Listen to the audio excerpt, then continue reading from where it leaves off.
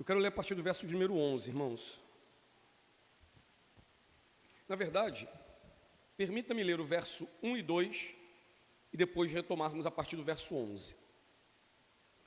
Aproximando-se de Jesus todos os publicanos e pecadores para o ouvir, e murmuravam os fariseus e os escribas, dizendo: Este recebe pecadores e come com eles. Continuou: certo homem, verso 11, tinha 2 filhos. O mais moço deles disse ao pai: Pai, dá-me a parte dos bens que me cabe. E ele lhe repartiu os haveres. Passados não muitos dias, o filho mais moço, ajeitando tudo que era seu, partiu para uma terra distante e lá dissipou todos os seus bens, vivendo dissolutamente. Depois de ter consumido tudo, sobreveio àquele país uma grande fome, e ele começou a passar necessidade. Então ele foi e se agregou a um dos cidadãos daquela cidade, e ele mandou para os seus campos a guardar porcos. Ali desejava ele fartar-se das alfarrobas que os porcos comiam, mas ninguém lhe dava nada. Então caindo em si, disse: Quantos trabalhadores de meu pai têm pão com fartura, e eu aqui morro de fome? Levantar-me-ei, irei ter com o meu pai, e lhe direi: Pai, pequei contra o céu e diante de ti, já não sou digno de ser chamado teu filho, trata-me como um dos teus trabalhadores. E levantando-se foi para seu pai. Vinha ele ainda longe, quando seu pai o avistou, e compadecido dele, correndo, o abraçou e beijou. E o filho lhe disse: Pai, pequei contra o céu e diante de ti, já não sou digno de ser chamado teu filho. O pai, porém, disse aos seus servos: Trazei depressa a melhor roupa, vestiu, ponde-lhe um anel no dedo e sandálias nos pés.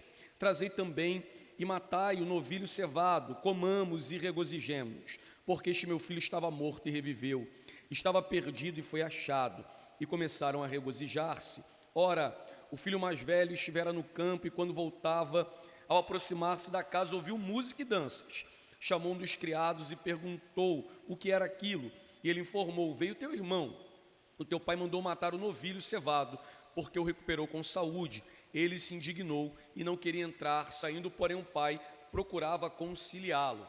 Mas ele respondeu ao seu pai: Há tantos anos eu te sirvo sem jamais transgredir uma ordem tua, e nunca me destes um cabrito sequer para alegrar-me com os meus amigos. Vindo, porém, esse teu filho, que desperdiçou os teus bens com meretrizes, tu mandastes matar para ele o novilho cevado. Então lhe respondeu o pai: Meu filho, tu sempre estás comigo, tudo o que é meu é teu. Entretanto, era preciso que nos regozijássemos e nos alegrássemos, porque este teu irmão estava morto e reviveu, estava perdido e foi achado. Vamos orar? Senhor, bendito é o teu nome, bendito é a tua palavra.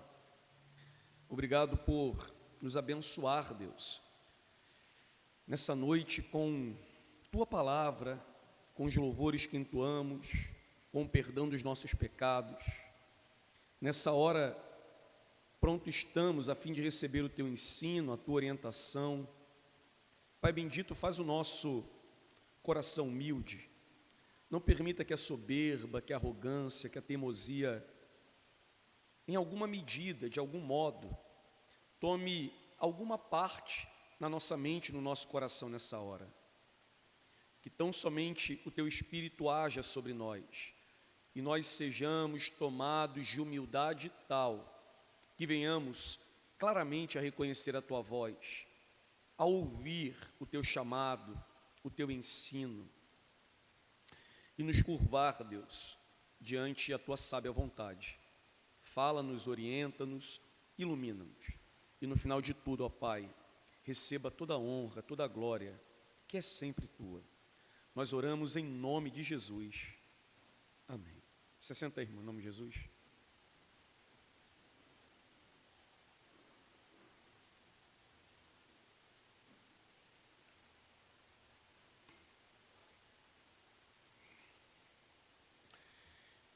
Essa parábola é tida como a joia da coroa das parábolas. As parábolas ensinadas e proferidas por Jesus, essa é tida como uma das principais, se não a principal. Nós observamos na leitura desse texto, na análise dessa parábola, estágios diferentes na vida do pecador, no caso aqui o filho. Estágios esses que merecem ser considerados por nós, que muitas vezes agimos como um pródigo. Por exemplo, a mentalidade do filho jovem que está descontente e revoltado com a vida que tem, que vai ao pai arrogante, cheio de indolência, requerendo parte da herança da qual ele mesmo não teria direito. Uma vez recebida a herança, ele junta o que tem e parte para longe do pai. Eu leio essa parte do texto e isso me remete muito a Jonas, né? Jonas compra uma passagem para longe da presença do Senhor, pensando ele poder fugir do Senhor. Com essa atitude, ele escolhe um caminho de perdição, um caminho de loucura, de insanidade, mas lendo isso, refletindo sobre isso, eu te pergunto, com que a atitude desse jovem se parece? Com que se assemelha? Isso é tipicamente visto nas rebeliões que os homens cometem contra Deus. E rebelião nem sempre significa que esses homens deixarão de cultuar a Deus e de apresentar algum tipo de reverência ao Pai. Ao contrário, muitos rebelados continuam frequentando o culto. Eles carregam algum tipo de reverência ao Pai, mas o seu coração há desejos por suposta liberdade, aspiração por uma vida sem impedimento, longe dos deveres da religião.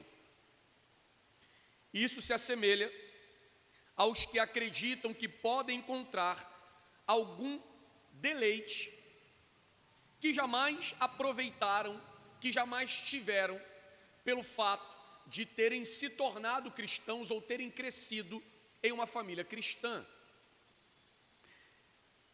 Isso tem talvez uma década, mas eu me recordo que uma vez eu conversando com um famoso, na verdade, eu estava conversando com o Rodolfo Abrantes, quando ele há muitos anos esteve na igreja. E ele conta uma história de um parente dele que vivia no mundo. E ele disse que aquilo era importante para ele construir o testemunho dele. Bem, o nome disso é insanidade, né? O mundo não é bom para ninguém. E quem disse que você precisa de um testemunho como mundano? Eu tenho filhas que nasceram no Evangelho, os irmãos têm filhos que nasceram no Evangelho, e os que não têm filhos aqui dentro? Qual é o pai que tem paz e tranquilidade de saber que os seus filhos estão se saboreando na mesa do mundo? Qual é o pai que tem a tranquilidade de saber que, bem, tem alguns, mas é claro, isso também é insanidade. Um pai que diz, não, meu filho só não é crente. Ok, isso quer dizer que ele é o quê? Ele está numa posição melhor que a de quem? Porque ele caminha para o inferno. Qual é o pai que tem a paz? Não, o meu filho está ali para construir um testemunho. Eu não quero o meu filho construindo um testemunho no mundo, eu quero o meu filho testemunhando a Jesus. E é por isso que nós oramos, é por isso que nós rogamos, é por isso que nós pedimos. E isso é um modo de ver o Evangelho de uma maneira bem, desculpa, esquizofrênica. Isso é interessante, que esse tipo de rebelião se assemelha com aqueles que acreditam que precisam de deleites que a igreja não pode proporcionar, de uma liberdade que eles acreditam não ter. Essa é aquela típica curiosidade de Eva, para aqueles que estão acompanhando as exposições em Gênesis. Eva, acreditou que provar do fruto daquela árvore que era boa para se comer, agradável aos olhos, também desejável para dar sabedoria, era o ápice da liberdade que ela poderia experimentar. Afinal, disse a serpente, você se tornará como Deus. Quem busca liberdade fora de Cristo, o que deseja? Deseja tornar-se como Deus. Aquele jovem, como muitos hoje, acreditava que a liberdade consistia em desfrutar de deleites e de prazeres que as normas e regras, a casa do pai, lhe proibiam, lhe inibiam de fazer. Não tem aqueles que pensam que eu terei mais liberdade quando, eu sair da casa do meu pai? Pois é. Espere para ver. Aqui está um elemento importante sobre você e a sua relação com a igreja. Há pecados em sua vida que você consegue superar por meio de uma realocação da sua vida. Ou seja, quando você se apega a virtudes sagradas e rejeita vícios. E veja bem, eu acredito que toda libertação de pecado, da qual nós desfrutamos, é fruto da graça de Deus. Então, não desconsidere a ação da graça, o mover do Espírito Santo, nos libertando da escravidão do pecado. Mas o que eu quero colocar é o seguinte: há pecados que nós vamos superar simplesmente entregando-se às virtudes sagradas, ao amor, à obediência. Há mudanças em nossa vida que foram frutos de uma decisão consciente. E eu volto aqui a colocar isso entre parênteses. Graças, é claro, à graça de Deus. Você reconheceu que o vício era nocivo, você estava escravizado, isso estava te matando, você tomou consciência do pecado e o deixou. Todos nós experimentamos, em uma área da nossa vida, isso. Mas também há vícios e pecados que você luta contra eles, e que o peso da casa do Pai é de vital importância para que você se mantenha de pé. E por casa do Pai, eu me refiro à igreja, que pertence a Deus. Os cultos, as exortações recebidas, as proibições expressamente impostas, o constrangimento, a inibição causada pela comunhão.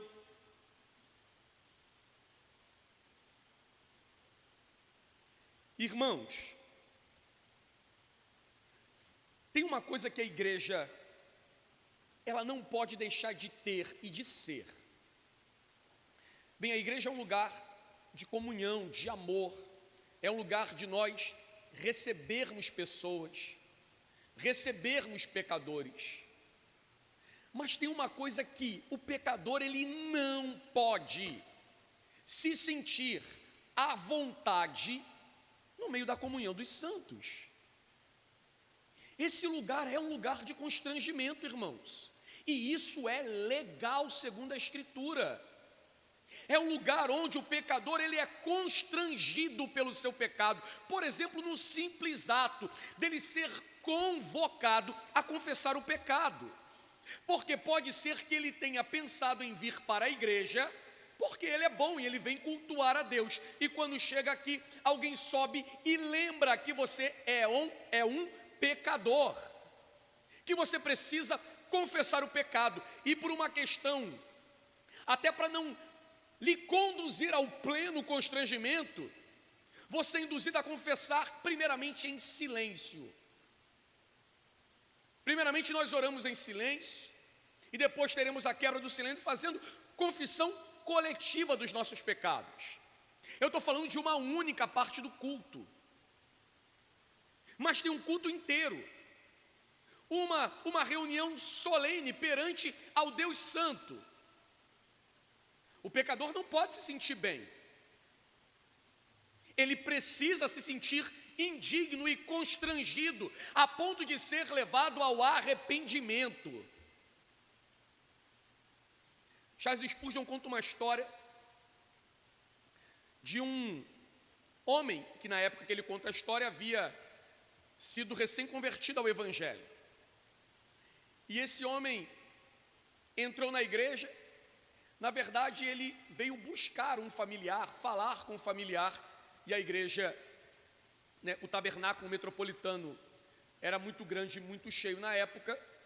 Ele, quando entrou no lugar e ele viu tudo acontecendo, ele se sentiu um tanto constrangido e teve vergonha de ir até onde os seus familiares, no caso o seu irmão, estava, e subiu então para uma galeria e alguém lhe ofereceu cadeira. Ele se sentiu indigno de sentar na cadeira. Uma outra pessoa solidária lhe ofereceu um assento e ele se sentiu indigno de se sentar naquele assento. E ele então foi para o fundo da igreja e ficou escorado na parede. E ele contando a Spurgeon que ele não conseguiu se esconder e que a confrontação do Evangelho chegou até ele, que estava pensando que conseguiria fugir de Deus naquele momento. Bem, ao final ele procurou Spurgeon, encontrou o irmão que há tempos orava por ele, para que ele se voltasse ao Evangelho, e ele se tornou então um cristão. O fato que ele relatou ao Spurgeon foi que a presença de Deus o constrangiu profundamente, o manteve em pânico pela grande e maravilhosa santidade de Deus. Portanto, irmãos, essa comunhão e esse ambiente é importante para que nós possamos nos manter firmes na luta de diversos pecados dos quais nós ainda não dominamos. Isso é parte de um tratamento espiritual causado e imposto por Deus sobre nós. Aqui, o jovem apresenta um comportamento que não é tão incomum. Na casa de seu pai, com tudo quanto o seu pai lhe oferece, o seu coração quer, deseja e almeja algo mais.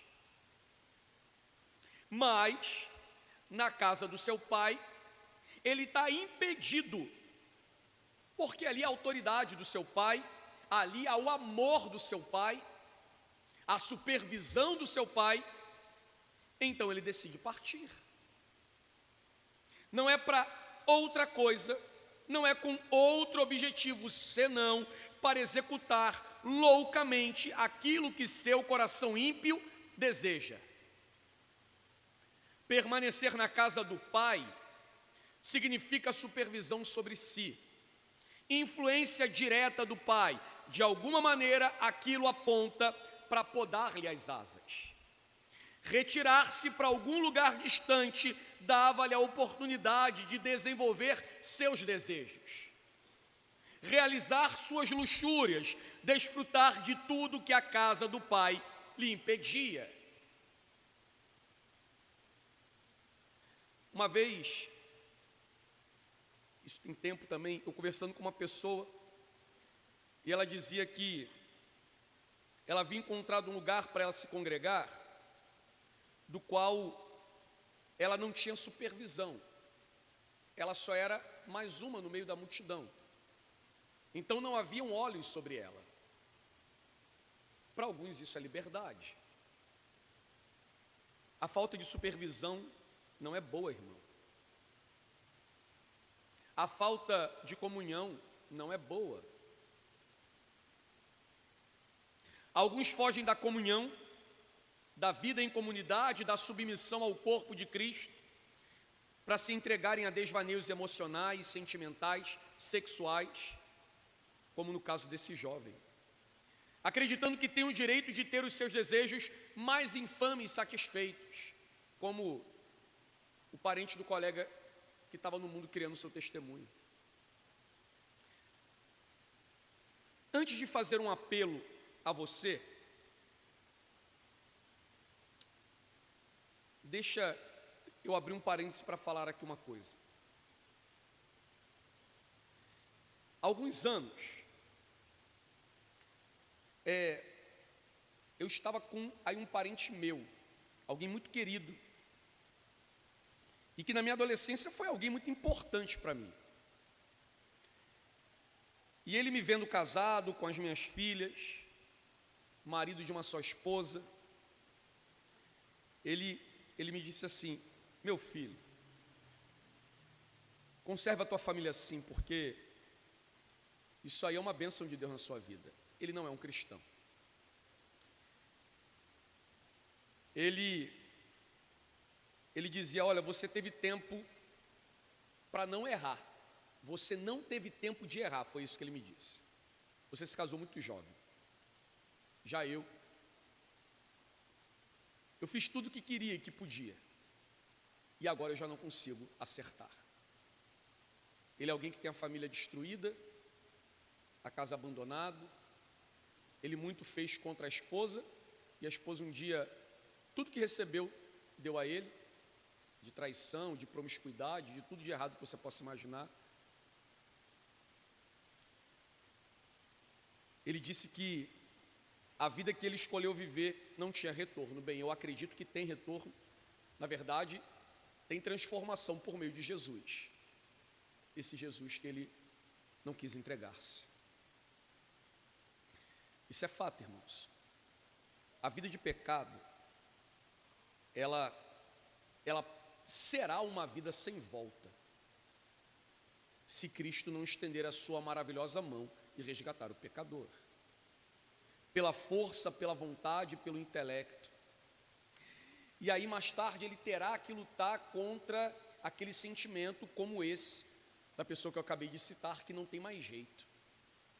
O pecado se tornou algo tão orgânico na vida que ele não acredita que tenha solução. Repetindo, somente a graça de Deus para transformar a mente e dar uma nova vida ao pecador. E aí então há o apelo para que a gente encare o texto. Talvez alguns aqui a quem falo estejam num estado mental muito parecido com esse apresentado nessa noite. Se sim,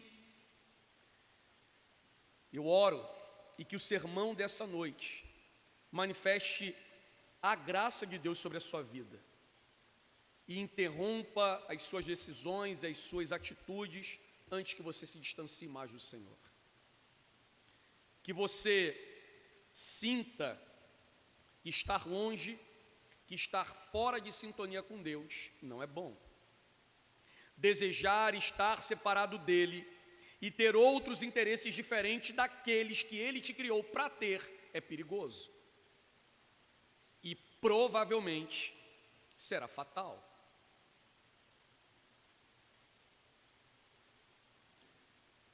Deixa eu te lembrar de uma coisa. Não seja louco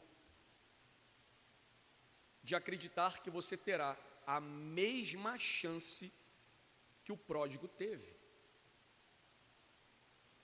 Que você terá a oportunidade de voltar que ele teve.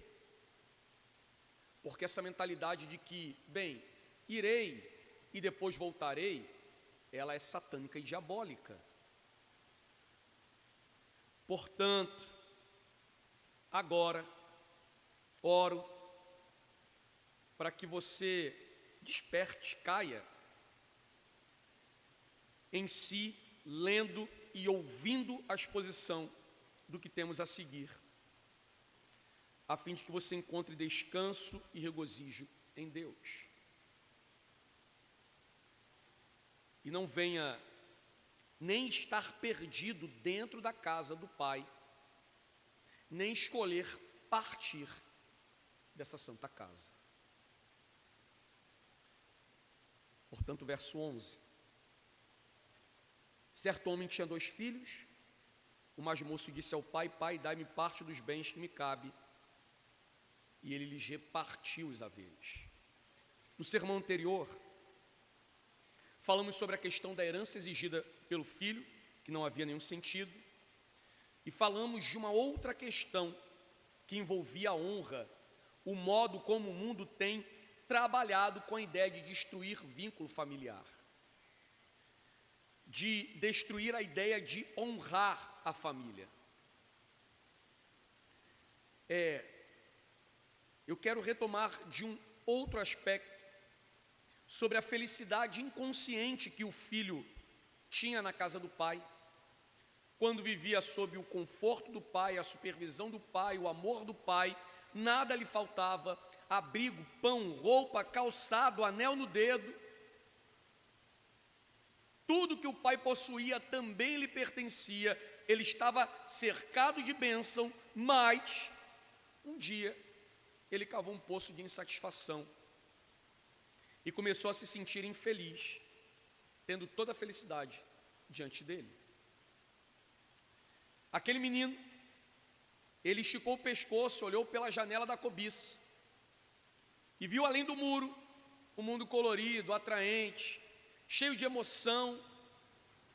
Deixou que o desejo ardente lhe tomasse o coração e pediu ao pai o direito de ir. A gente conhece o desfecho. O pai dá a ele o que ele pede. O verso 13 diz: passado muitos dias, o filho mais moço, ajuntando tudo que era seu, partiu para uma terra distante e lá dissipou todos os seus bens, vivendo dissolutamente. Esse versículo ressalta a verdadeira intenção do filho, que não era construir nome, não era empreender, não era investir no novo negócio.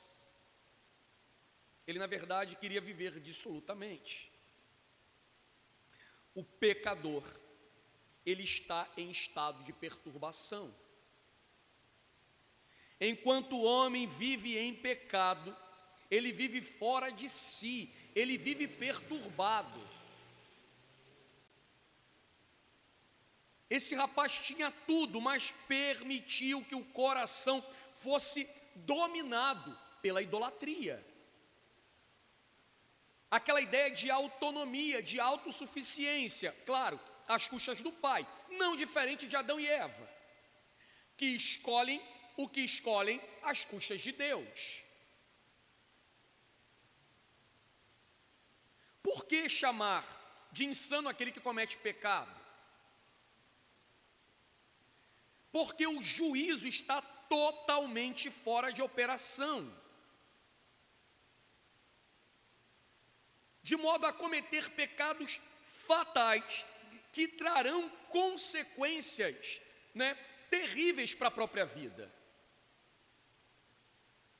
Aquele jovem, como muitos de nós, como muitos dos pecadores, acreditava que o curto tempo de sua vida mortal, finita, tinha mais valor do que aquilo que estava por vir, a eternidade. E não é normalmente assim que pensamos. Quando nos entregamos ao pecado, nós acreditamos que a satisfação momentânea, temporária, vale mais do que a vida que nos foi oferecida por Cristo na eternidade. Nós trocamos a bênção por um prato de lentilhas.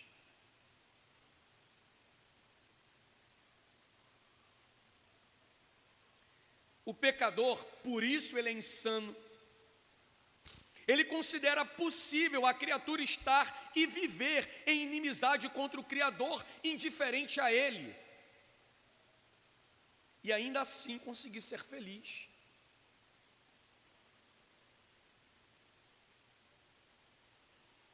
Ele pensa que sabe mais sobre o que é certo para si do que o próprio Deus que lhe declara a lei, que lhe deu a palavra. Sonha que o evangelho eterno, que custou a Deus a vida do seu próprio filho, seja pouco digno de qualquer atenção de sua parte, entrega de sua vida. Bem, irmãos, o texto diz que esse jovem ali esbanjou sua riqueza, vivendo de maneira dissoluta, extravagante. Primeiro juntou o que o pai deu, sem deixar nada, caso o plano desse errado. Não vou deixar alguma coisa aqui guardada, caso eu tenha que voltar para casa. Ele tudo tomou, tudo levou e tudo gastou. Suas ações demonstram insanidade. Demonstram que ele vive um devaneio espiritual. O verso 14 a 16 diz: depois de ter consumido tudo, sobreveio àquele país uma grande fome, e ele começou a passar necessidade. Então ele foi e se agregou a um dos cidadãos daquela cidade, e este mandou para os seus campos aguardar os porcos. Ali desejava ele fartar-se das alfarrobas que os porcos comiam, mas ninguém lhe dava nada. Bem, primeiro que parece que a escassez, a necessidade e a miséria está à porta esperando, né, o último centavo ser gasto. Quando o último centavo desaparece do bolso, a fome e a miséria toma toda aquela região. Bem, ele parece ser um cara proativo, porque ele vai atrás de trabalho. Ele se agrega a um dos homens daquela região e que lhe manda aos seus campos a fim de guardar os porcos, o que é uma coisa terrível para um judeu, humilhante. Eu acredito que nós entendamos bem o quanto isso significa. E parece que nesse arranjo trabalhista, o cara diz o seguinte: bem, eu posso lhe pagar, por exemplo, X valor para que você cuide dos porcos, mas tudo por tua conta. Se aquele país está em necessidade, é possível que o valor diário de um trabalho não venha equivaler a um só denário, de modo que o que ele recebe não é suficiente nem para que ele coma. Ele não tem para onde correr, não há quem possa socorrer.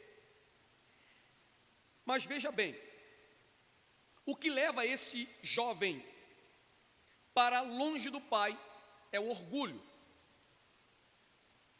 E esse orgulho ainda não foi destruído. É o orgulho que impede o rapaz de voltar imediatamente para casa. Impede que ele se entregue à humildade, que ele volte imediatamente arrependendo-se do seu pecado. Aquela mentalidade de que as coisas vão dar certo mesmo fazendo errado.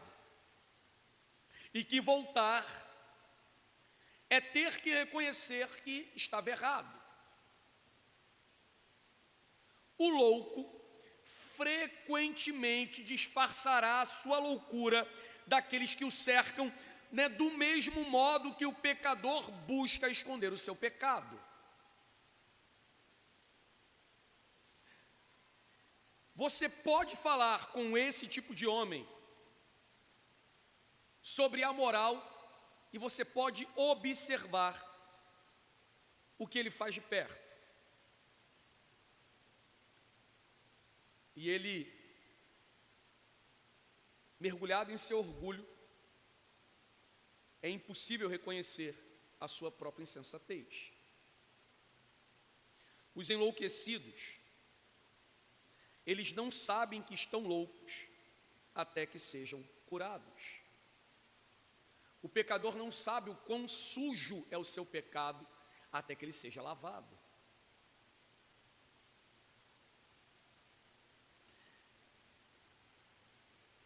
A humilhação acrescentou-lhe também a fome. Todo o seu orgulho lhe conduziu àquele estado, a um estado de fome, de miséria, de humilhação, um ambiente degradante. Mas ele ainda não pensou em voltar. Vai chegar lá. Eu quero ressaltar um aspecto aqui, irmãos, que está no versículo 17, que foi exatamente o ponto que nós paramos no sermão passado. que diz: então, caindo em si, disse: quantos trabalhadores de meu pai têm pão com fartura, e eu aqui morro de fome. As péssimas condições de trabalho, a fome, junto com a humilhação, conduz esse jovem ao novo estágio. Nesse primeiro momento, há um pequeno raio de lucidez brotando em seu coração. Spurgeon dizia que é grande a bênção quando o pecador cai em si. É uma grande bênção quando o pecador toma consciência do próprio pecado. Esse caindo em si, que ele diz, o texto diz caindo em si, é a primeira marca da graça em ação no coração do pecador. É um sinal de esperança. Para alguns, a mudança é rápida e imediata, mas para outros é gradual. Alguns despertam imediatamente, outros hão de despertar aos poucos. Mas onde eu quero chegar é falar sobre o problema do orgulho e a dor de mudar. Esse jovem que escolheu tomar a vida e fugir para longe do pai e gastar tudo o que tinha, de maneira dissoluta, agora está em um estado deprimente e precisa mudar.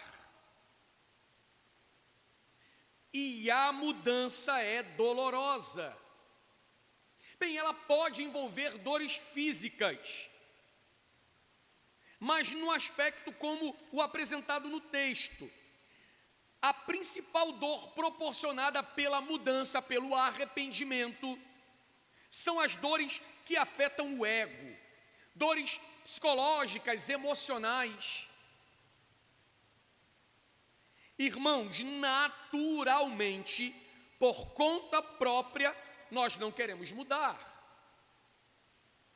O pecado que em nós habita é como um parasita que se aloja em nossa mente, em nosso coração. E ele não sai com água quente, ele não sai com ivermectina, ele não sai com cloroquina, ele não sai com vacinação, irmão.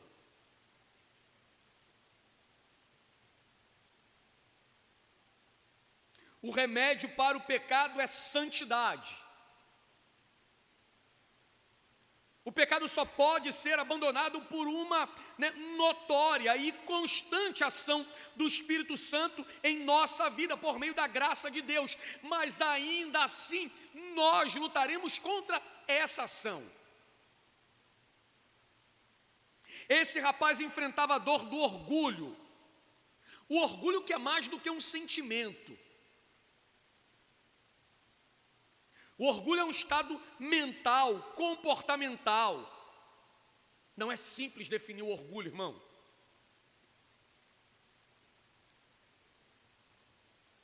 O orgulho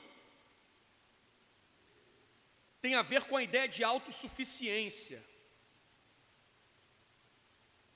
Esse orgulho nos traz falsas certezas, nos faz confiar em falsas justificativas. O orgulho, ele é um pecado mortal. O orgulho conduziu Adão à queda.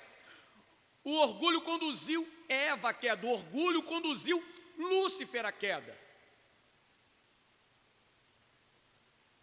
Em todos os três casos, estava contido neles um estado de arrogância, de autorregência. Os três personagens aqui acreditavam que não precisavam de gerência, de governo externo. Eles se tornariam como Deus, ou no caso de Lúcifer, se sentaria no trono de Deus. Deixa eu te dizer uma coisa sobre o que é o orgulho, irmão. E eu oro para que haja humildade no seu coração para que você entenda isso. O orgulho é o que te faz errar. E errar de novo. E novamente. e daqui a um tempo, de novo, e fazer a mesma coisa novamente. Mesmo confrontado, exortado, você se mantém do mesmo jeito, agindo da mesma forma. O que acontece com alguns que, quando confrontados, conseguem, eu não sei explicar isso, colocar o orgulho em stand-by, não sacrificá-lo, mas fingi-lo que fez. O tempo virá e mostrará que esse orgulho nunca foi abandonado.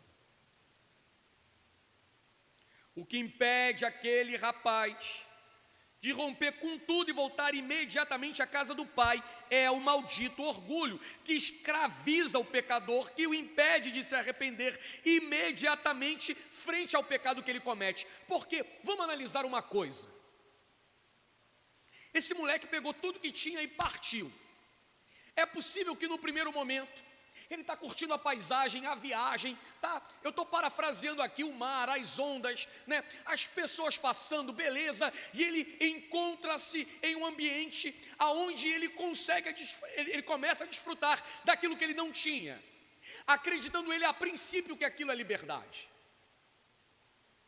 Mas certamente não demorará muito até que ele perceba, sinta um vazio no coração dele, que a paisagem, as mulheres, né, a orgia, as bebidas, tudo quanto ele pôde proporcionar com aquilo que ele trouxe, não lhe traz a paz que ele pensaria ter. Mas o orgulho não impede voltar, o impede de voltar. Bem, no verso 17 fala que ele caiu em si. É provável, possível, e aqui é simplesmente uma parábola, mas que, como acontece com muitos de nós, nas nossas escolhas cotidianas, que nós tomamos decisão, fazemos coisa, e no meio do caminho nós sentimos o peso daquilo que estamos fazendo, e que talvez nós tivéssemos que puxar o freio de mão, botar o pé no freio, dar um cavalo de pau e voltar. Mas o orgulho nos diz que mesmo fazendo errado, pode ser que dê certo.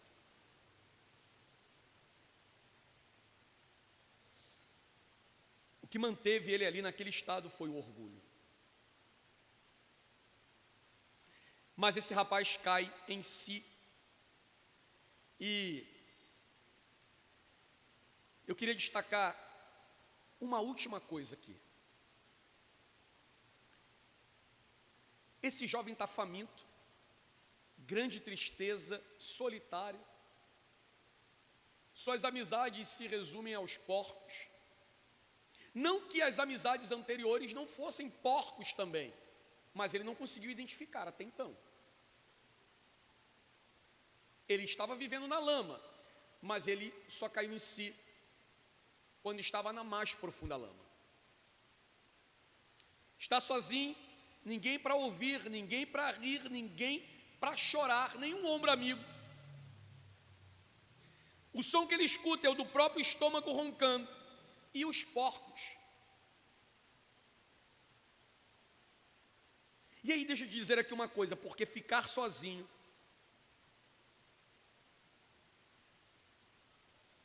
pode ser algo muito importante, e é algo muito importante, em especial para o pecador. É bom para um pecador, vez ou outra, ficar sozinho. Mas ficar sozinho, irmão, não é a ideia de monastério, não é a ideia de um quarto secreto.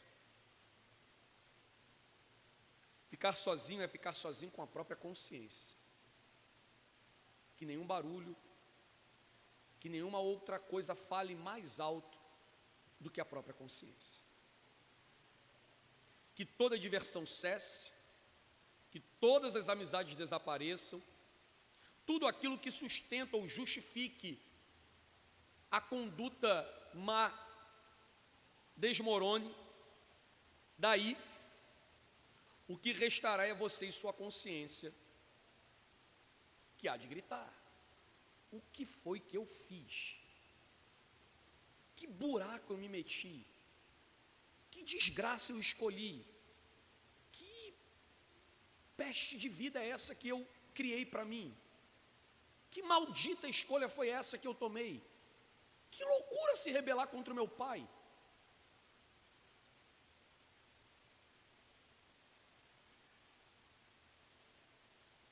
Isso também não significa que o orgulho será plenamente abatido. O rapaz toma consciência de si e diz: quantos trabalhadores do meu pai têm pão com fartura e eu aqui morro de fome? Se os trabalhadores do pai dele são fartos de pão, ou seja, não passam fome, não vivem no estado que ele vive, o que esse jovem desfrutava como filho? Aqui temos um homem só, e a sua consciência, com a sua consciência, caindo em si. E mais uma vez, irmão, isso é fruto da graça de Deus. Verso 18 e 19: levantar-me-ei, irei ter com o meu pai, e lhe direi: pai, pequei contra o céu e diante de ti, já não sou digno de ser chamado teu filho, trata-me como um dos teus trabalhadores. Eu acredito que aqui nós temos o orgulho demolido. Levantar-me-ei traz a ideia de sair do estado de repouso.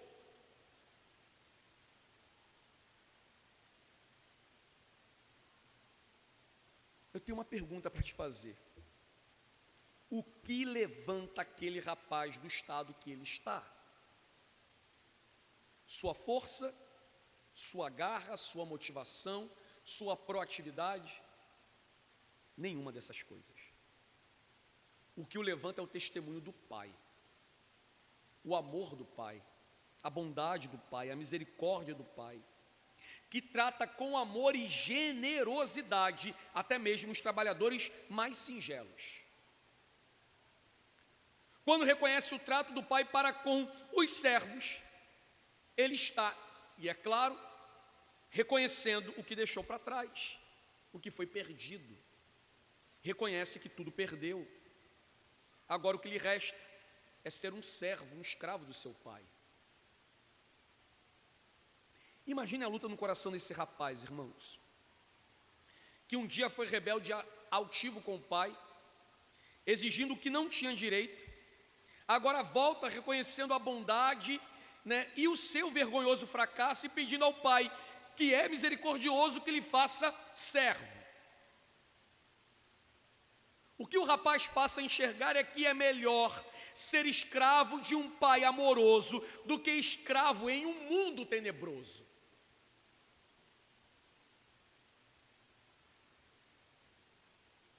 É melhor viver a vida inteira passando privações e tribulações junto aos pés do Senhor e gozar da vida eterna no já, no porvir, do que termos todas as riquezas do mundo e perdermos a nossa alma. Verso 20 e 21, e levantando-se foi para o seu pai, e vinha ele ainda longe quando o seu pai o avistou, e compadecido-se dele, correndo o abraçou e o beijou. E o filho disse: pai, pequei contra o céu e diante de ti, e já não sou digno de ser chamado teu filho. O filho foi, levantou-se e voltou para o lar. A princípio ele não pensou em ter um lar, mas em ser tratado como um dos servos. De longe o pai o avistou. E para fazer menção ao gênio, ele estava ali debruçado no portão, aguardando o filho voltar. O pai se compadece dele, corre em direção ao pecador obstinado, o abraça e o beija. Um amor incomensurável. O rapaz declara sua culpa, seu pecado, diz que não é digno de ser chamado seu filho. E aqui já não há orgulho, não há altivez, não há mais o que se apegar,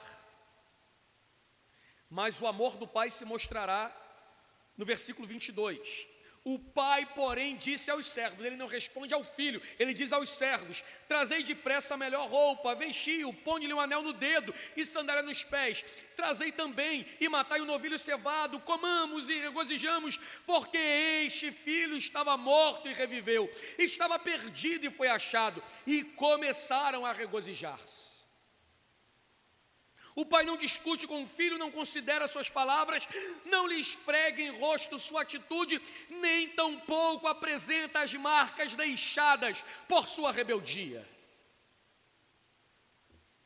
Ele reveste o menino daquilo que lhe sobra, cobre o menino daquilo que falta àquele menino, e não são roupas, não é sandália, não é anel no dedo. É o amor manifestado por meio da maravilhosa graça que o pai carrega. É fato, ele não merece nada daquilo, nem um pouco. Mas o pai diz: e daí? É meu. A roupa é minha, a sandália é minha, o novilho é meu, o filho é meu. Verso 25, ora, o filho mais velho estivera no campo, e quando voltava, ao aproximar-se da casa, ouviu a música e as danças, e chamou um dos criados, e perguntou: o que está acontecendo ali? Ele informou: veio teu irmão, e o teu pai mandou matar o novilho. Ainda bem que o cara não disse tudo, né? Mandou matar o novilho cevado, porque o recuperou com saúde. Eu disse isso no início desse sermão, no sermão anterior, que o filho mais velho simboliza, na parábola, os religiosos de Israel. Os fariseus, os saduceus, os escribas, que tendo a lei, a palavra do Senhor, se viam insatisfeitos com o fato do amor e da misericórdia de Deus para com os pecadores. Eu iniciei falando de Jonas. Para mim, o filho mais velho, ele tipifica muito Jonas. E fala: pregar para os ninivitas? Tá, estou fora. Esse povo rebelde, mau, ímpio, de jeito nenhum. Eles não merecem. E ele vai e prega, e no final de tudo ele está como filho indignado, dizendo: eu sabia que o Senhor ia fazer isso, o Senhor é misericordioso. Verso 28, ele se indignou e não queria entrar, e aí o pai não abandona, o pai sai e procura conciliá-lo, apaziguá-lo. Que isso, meu filho? Mas ele respondeu ao seu pai: há tantos anos que te sirvo sem jamais transgredir uma ordem tua, orgulho. E nunca me destes um cabrito sequer para alegrar-me com os meus amigos. Vindo, porém, esse teu filho, que desperdiçou os teus bens com meretrizes, tu mandaste matar para ele o novilho cevado. O filho mais velho apresenta a sua indignação, se sente injustiçado com o fato de o irmão ter feito o que fez e ter recebido o que estava recebendo. Isso é muito comum no comportamento humano, irmãos. Talvez o irmão mais velho até aceitaria de novo o irmão, mas que ele fosse pisado e humilhado por sua soberba e sua atitude. Se ele voltasse como um dos servos, cuidou dos porcos lá no mundo, depois de difamar nosso pai, vai limpar latrina, vai limpar as sandálias de lama dos trabalhadores, vai aprender a valorizar o que perdeu, vai servir a mesa, puxar a cadeira para me sentar. Talvez um dia, ele volte a ter alguma honra, sendo chefe de almoxarifado. A ideia de mérito, né? Esse é o modo do irmão que simboliza os religiosos. O pai não vê assim. Não é pelo que o filho fez, ou pelo que o filho pode fazer. Não é por nada que ele tem apresentado. É simplesmente pelo que o pai é. Verso 31 e 32. Então lhe respondeu o pai: meu filho, tu sempre estás comigo, tudo que é meu é teu. E aí aqui Um parênteses, parece que só você não percebeu, né? Entretanto, era preciso que nos regozijássemos e nos alegrássemos. Por quê? Olha a invertida do pai. Teu irmão estava morto e reviveu. Estava perdido e foi achado. O desfecho final é maravilhoso. Ele mostra ao filho mais velho que está perdido também, insatisfeito, que não carrega ainda qualquer sentimento de pertencimento local. Ele diz: tudo que está aqui te pertence, mas esse teu irmão estava morto, estava perdido. Eu concluo dizendo o seguinte, irmão: Deus nos criou para o topo do mundo. Deus nos criou como coroas da criação. Contudo, nós, escute bem, nós, em Adão, pedimos a nossa parte, tomamos as nossas coisas e demos as costas para Deus e para o culto, ou seja, o jardim. Perdemos tudo acreditando que ganharíamos tudo, que seríamos tudo, que nos tornaríamos deuses ou igual a Deus. Miséria, morte, fome, guerra, perdição de todos os modos e tipos, foi o que encontramos. O Pai, em seu amor, enviou o resgate. Seu filho, seu único filho, seu unigênito filho, que foi enviado como resgate pelos pecadores, pagando a dívida que contraímos com os agiotas do inferno, que cobravam a nossa alma. Ele nos amou, simplesmente nos amou, inexplicavelmente nos amou, quando nós ainda éramos pecadores, sujos, vivíamos com os porcos e como porcos, e Ele, com seu olhar de ternura, nos limpou por meio do lavar regenerador da palavra, nos vestiu com o seu Espírito Santo e nos colocou ao lado do seu Filho, nos recebeu como co-herdeiros de um trono que nós não fizemos absolutamente nada para merecer. Antes de pecar, antes de tomar suas decisões, antes de entregar o seu coração, considere o amor do Pai. Você não precisa provar do mundo para saber que ele cheira mal e que ele faz mal. Que Cristo estenda o seu amor à sua vida e te mantenha de pé. Vamos orar?